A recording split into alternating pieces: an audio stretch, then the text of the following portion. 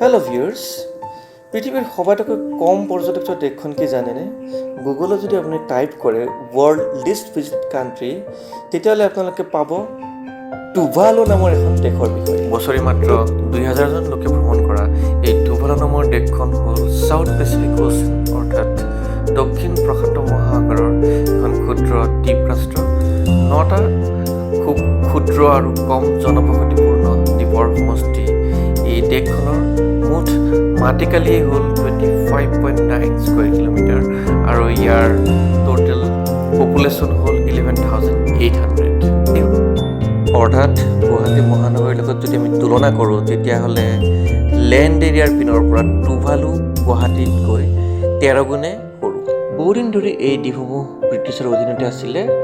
1975ত ইয়াক স্বাধীন ৰাষ্ট্ৰ হিচাপে ঘোষণা কৰা হয় আৰু 2000 চনত ৰাষ্ট্ৰসংঘ ইয়াক 189তম অৰ্থাৎ 189th নেশ্যন হিচাপে ঘোষণা কৰে।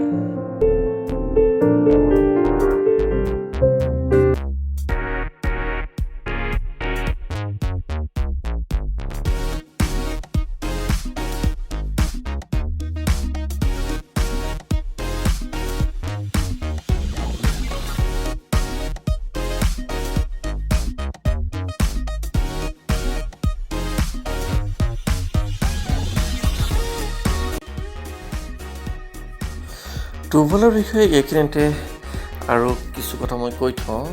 টুভালুক কোৱা হয় ছিংকিং আইলেণ্ড।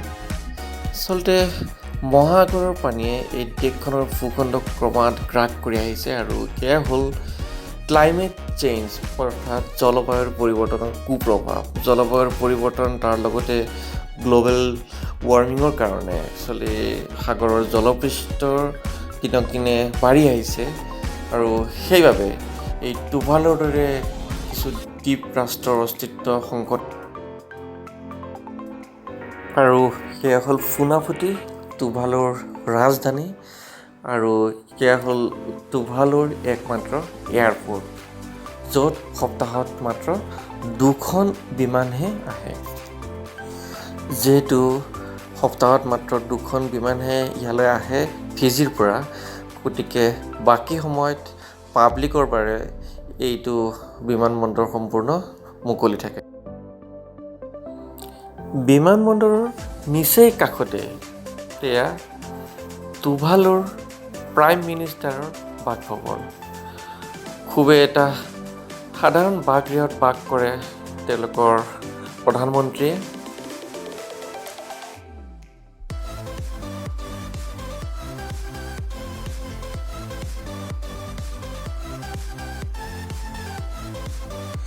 আৰু সেয়া হ'ল টুভালুৰ গভৰ্ণমেণ্ট হাউচ, য'ত থাকে তেওঁলোকৰ গভৰ্ণৰ আৰু এই গভৰ্ণৰক এপইণ্ট কৰে ইংলেণ্ডৰ ৰাণী কুইন এলিজাবেথ দ্বিতীয়ই।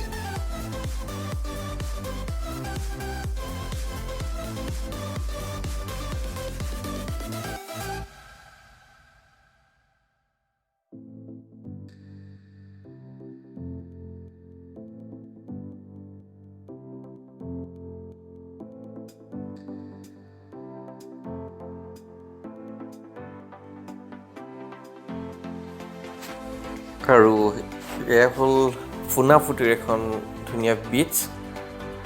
20 বছৰ আগলৈকে এইখন আছিল এখন ফুটবল গ্ৰাউণ্ড, য'ত হৈছিল বিভিন্ন ধৰণৰ ফুটবল মেটচ।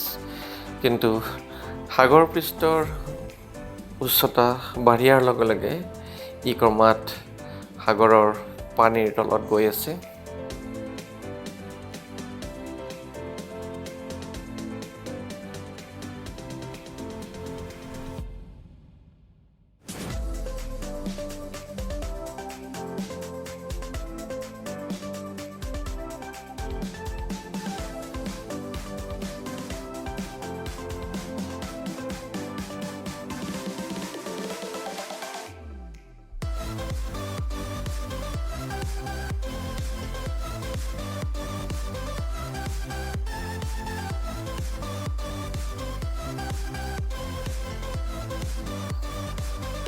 আৰু সেইখন হ'ল ফুনাফুটিৰ একমাত্ৰ নেশ্যনেল ষ্টেডিয়াম, য'ত ফুটবল, ভলীবল, ৰাগবিৰ দৰে বিভিন্ন ধৰণৰ খেলসমূহ অনুষ্ঠিত হয়।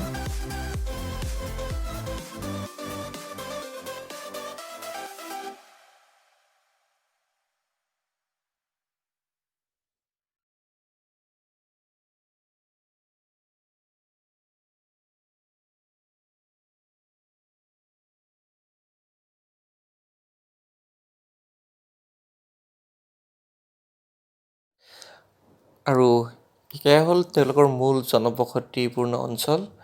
ইয়াৰ লোকসকল যথেষ্ট শান্তিপূৰ্ণ আৰু এটা খুব বিশেষত্ব হ'ল সেইখন দেশত কোনো আৰ্ম ফ'ৰ্চ বা প্ৰতিৰক্ষা বাহিনী নাই।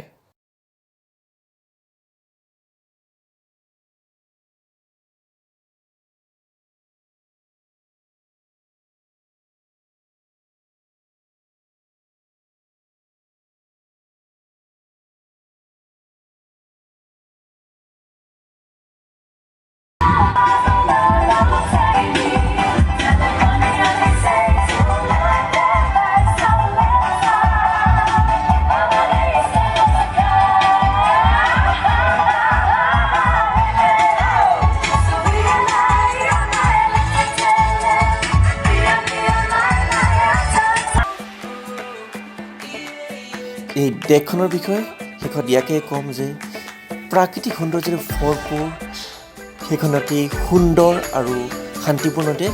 বিশ্বৰ সবাতোকৈ কম পৰ্যটক দেশখন জনাৰ পিছত এইবাৰ আমি আহিছোঁ বিশ্বৰ সবাতোকৈ বেছি পৰ্যটক দেশখন, আৰু সেই দেশখন হ'ল ভাৰতৰ নিচেই ওচৰৰ এছিয়া মহাদেশৰ দেশ থাইলেণ্ড, যাৰ ৰাজধানী হ'ল বেংকক।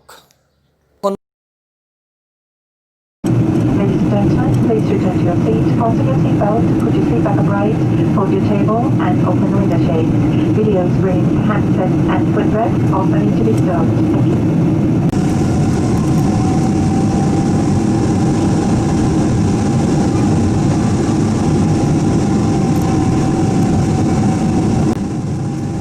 আৰু সেয়া হ'ল থাইলেণ্ডৰ ৰাজধানী বেংককৰ সুবৰ্ণভূমি ইণ্টাৰনেশ্যনেল এয়াৰপৰ্ট।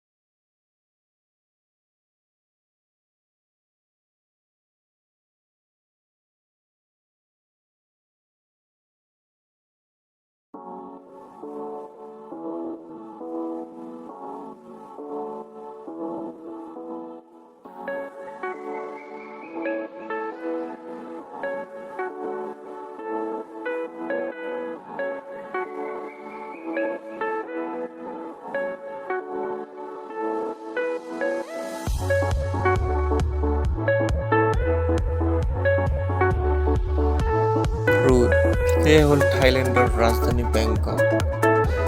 সুঅট্টালিকাৰে সুসজ্জিত এই বেংকক চিটি হ'ল এছিয়াৰ ব্যৱসায় বাণিজ্যৰ এক মূল কেন্দ্ৰ। থাইলেণ্ডৰ গোটেই দেশখনৰ উপাৰ্জনৰ মূল উৎস হ'ল তেওঁলোকৰ পৰ্যটন উদ্যোগ। গতিকে পৰ্যটকক মনোৰঞ্জন দিব পৰাকৈ গোটেইখিনি সমলেই তাত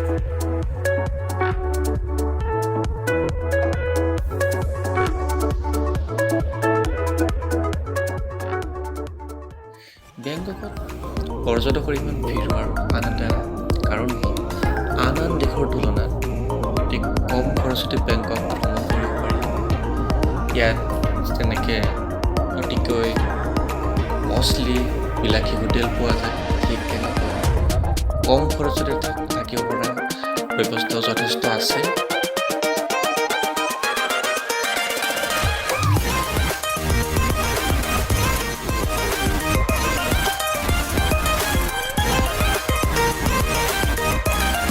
থাইলেণ্ড যিহেতু এখন বুদ্ধিষ্ট কাণ্ট্ৰি, গতিকে ইয়াত আপুনি দেখিবলৈ পাব বহুকেইটা বৌদ্ধ মন্দিৰ।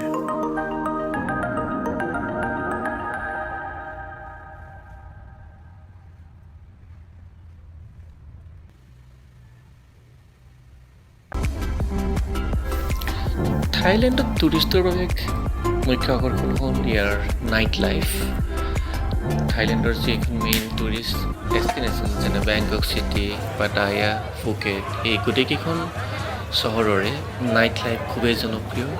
ইয়াত ৰাতি যিমানেই গভীৰ হৈ উঠে সিমানেই এই চহৰখন ৰংচঙীয়া হৈ উঠে।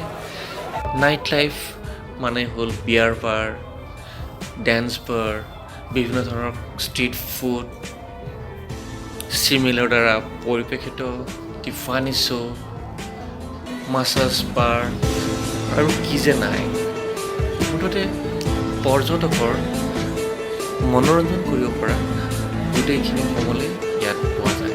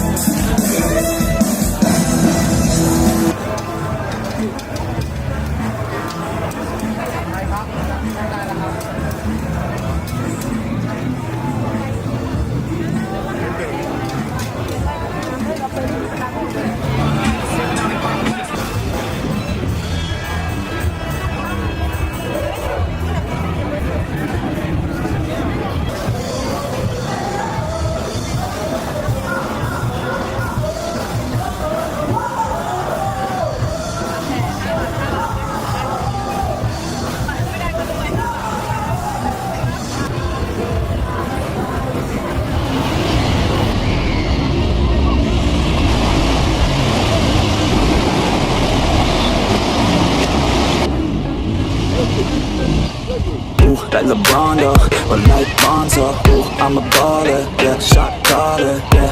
They love me, you can't touch me, no, can't trust me. I'm too bloody on my shoes, might be sipping booze, slightly feeling loose. If I want it, then I have it. Got an ice fist, causing damage, just like I planned it. I'll be damn rich, have a chef in the back, make a sandwich. Oh, she, yeah, I deal in bulk like I'm Costco, yeah. I got this shit on lock though, yeah. Invest my money in my stock, oh, yeah. So I'm growing around the clock, yo. She like that, wanna try that, wanna bite that. She got a nice look, treat her right, yeah. She sipping white, yeah. We go all night till we see the sunlight, yeah. Oh yeah, I'm living up life like a baller. I'm living like white, like I'm Walter.